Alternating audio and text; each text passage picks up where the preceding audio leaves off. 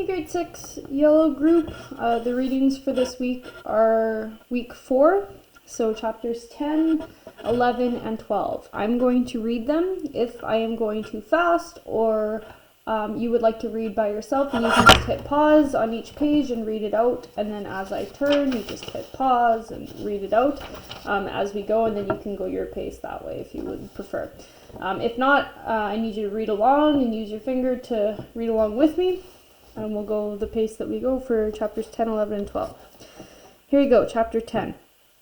Patricia was prepared to begin her time in the past in the same place where she had wound the watch, so she was not surprised to open her eyes in La Petite. Now she noticed how new the cabin was. The floorboards had the tart smell of freshly cut lumber. She remembered that she'd left Ruth and Ginny walking up the path from the main beach and ran out to meet them. Ruth was red with exertion from lugging Ginny on her back. "I'm sure your toe's better by now," she said crossly. The little girl looked tragic. "No, it's not, Ruthie. I think it's broken." Patricia followed them into the cottage with delight. She was safe again. Now she could forget about runaway horses and broken promises.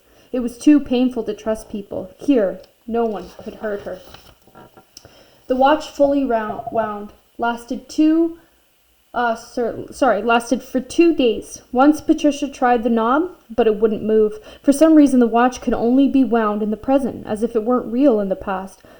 On the afternoon of the first day, Patricia discovered something that confirmed this. She was perched on a stool in Ruth's parents' bedroom, watching Pat Reed put her older daughter's hair up in pin curls. Ginny squatted on the floor and made a long chain of bobby pins. Ruth sat in a low chair while her mother worked around her head, coiling wet ropes of hair and securing each fat circle with 2 cross pins. It seemed like a lot of work. Ruth twisted her head impatiently. "I wish I could get my hair cut. This takes so long." "Long hair is more suitable for a girl your age," mumbled her mother through the bobby pins that she held between her lips. "I don't enjoy this any more than you do, Ruth. It's about time you learned to do it yourself."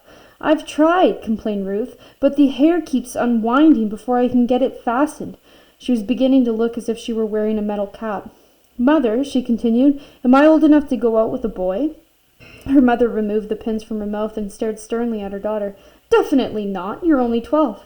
"I didn't say I was going to. I just wanted to know if I was old enough." "Did someone ask you?" Ruth looked embarrassed.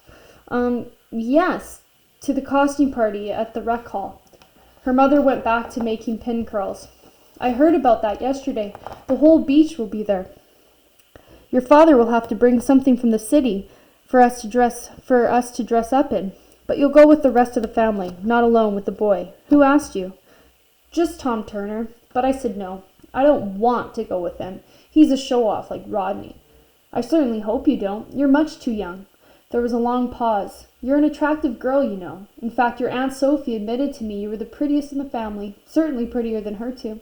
She and Ruth examined Ruth's reflection, as if it belonged to someone else. "You're one of the lucky ones," her mother sighed. "But good looks are a responsibility. Boys are going to start paying attention to you too soon. You just make sure you remind them of how old you are." Ruth looked bewildered. "But why is it so important? I didn't choose to look any particular way." "None of us did we?" said her mother dryly. "But looks are important. For a girl, they're all that matters." "Am I attractive, Mama?" asked Ginny from the floor. Her mother laughed. Your mama's beautiful, Dumpling, sweetheart. Undo all those pins now. I need them." "Where's your watch, Mama?"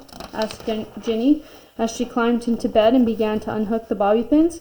"Why aren't you wearing it?" "I want to hear it tick." "You know I don't wear my watch to the lake. It might get damaged. I've put it away for the summer in my jewelry case." "Can I look at it?" Ginny was already lifting the lid of wooden box on the dresser. "If you're careful." Patricia began to tremble. She clutched the watch around her neck. What would Pat Reed say when she discovered it was missing? And how had the watch got away from the jewelry case to La Petite?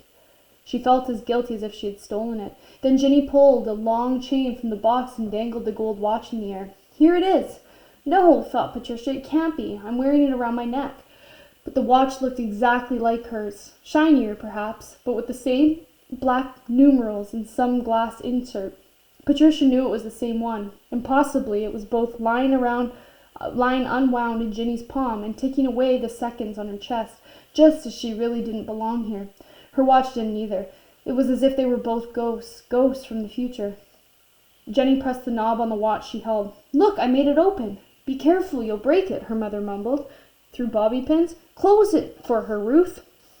Ruth took the watch from her sister, but before she snapped it shut, she studied the inscription. "Is 1929 the year father's brother died?"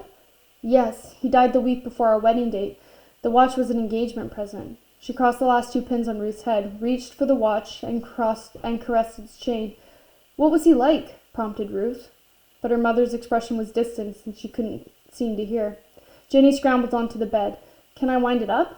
Pat Reed stood up abruptly and put the watch back. "No, Jenny, I've let it run down. Now go into the sun, you two. I want to finish my book."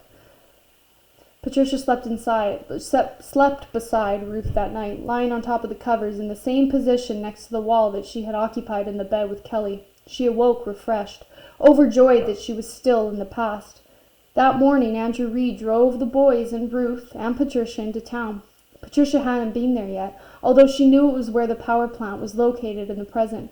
Today the town was a peaceful-looking collection of ramshackle wooden buildings. Hardly anyone was in the streets, and the woman in the tiny post office looked up sleepily when the Reeds pushed through the door to collect the mail. Andrew Reed frowned. Andrew Reed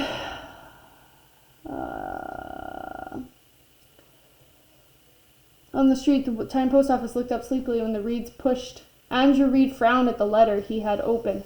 "It's a good thing I'm going back into the city on Monday. They can't seem to run the law firm properly without me."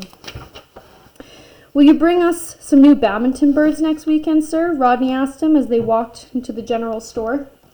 "And I need polishing cloth for my telescope. I'll write down the brand," added Gordon. The boys and their father strode confidently down the street, Ruth lingering behind. Patricia paused with her when she stopped to stroke a horse that was tethered to a wagon in front of the store. The back of the wagon was full of Indian children, their dark eyes watching Ruth cautiously. "You like horses?" the biggest boy asked. Ruth nodded, her face buried in the horse's neck. Patricia was careful not to get too near, even though the horse couldn't hurt her when she was invisible.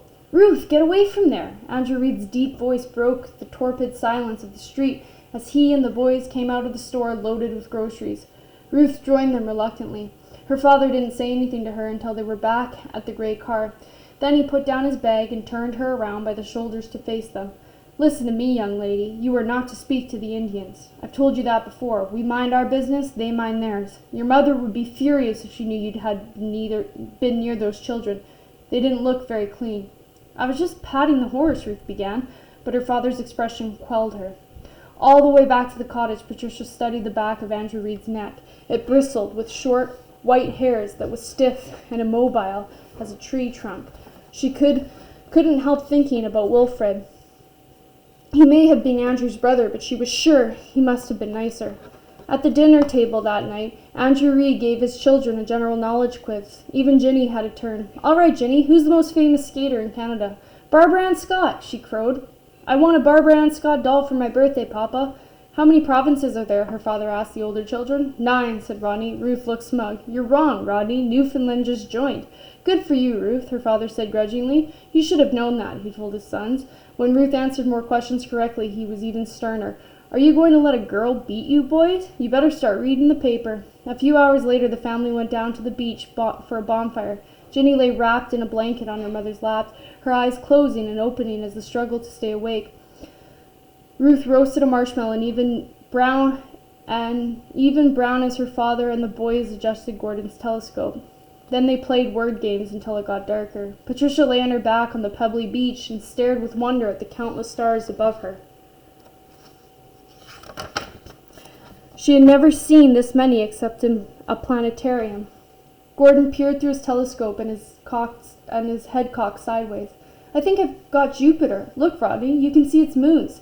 The telescope, which looked homemade, was a large black tube mounted on the wooden stand. Everyone except Ruth's mother took a turn gazing through it. "I can't see anything through the contraption," she complained. "I'd rather use my eyes. Tell us some of the constellations, Gordon." They all lay down. Even Andrew Reed, who looked undignified, spread full length on the beach. Gordon's voice was eager as he pointed out stars. "There's Scorpius. See that reddish star? That's Antares, and the largest star in the sky." Patricia tried to trace the scorpion's tail. For a few seconds it stood out until she blinked. She found the patterns of Lyra and Sagittarius more easily. They sat up, and the boys peered through the telescope again. Ginny had given in to the sleep. Ruth's back was towards her family, her arms clasped around her knees as she gazed at the black lake. The water lapped softly, and a loon warbled. Andrew Reed pulled on his pipe and blew out a swirl of bitter-smelling smoke. "We're a lucky family, Pat," she said gruffly. "4 healthy children and a place like this to come to." His wife was staring into the fire. "Yes, Andrew," she said distantly. Then she sighed and turned to him as if she had just heard his words.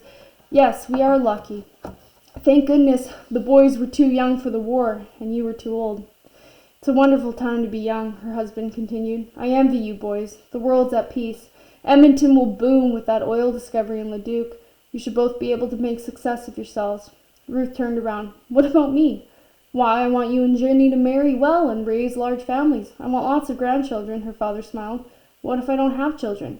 "Don't be silly, Ruth." "Ruth, of course you will," her mother said. Patricia reminded herself that Ruth would grow up to be her mother. She shivered, feeling more like a ghost than ever. "I have a treat for us," said Pat Reed the next morning.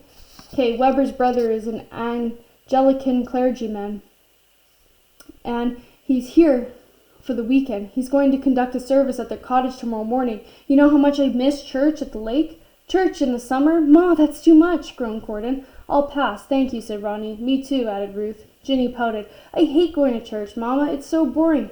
Even her husband looked resentful, although he didn't say anything. I'm going to pause this video and upload it. The next one will be available to read starting at chapter 90 or page 98, sorry.